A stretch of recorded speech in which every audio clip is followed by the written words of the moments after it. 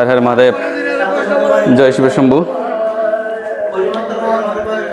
বীরবক্স বাবাকে স্নান করানোর সময়, অর্থাৎ শিবলিঙ্গে স্নান করানোর সময় কখনো প্লাস্টিকের এই বোতলগুলো ব্যবহার করবেন না, এটা কিন্তু নিয়ম নাই।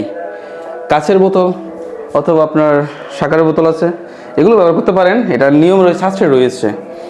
ওম নমঃ শিবায় শান্তায় করুণাত্রয় তুমি নিবেদয়ামি চত্বরঙ্গিতে পরমেশ্বর। ওম নমঃ শিবায়, ওম নমঃ শিবায়, ওম নমঃ শিবায়, ওম নমঃ শিবায়, ওম নমঃ শিবায়, ওম নমঃ শিবায়। শিবকে স্নান করানোর সময় এক্সট্রা কোনো মন্ত্রের প্রয়োজন হয় না।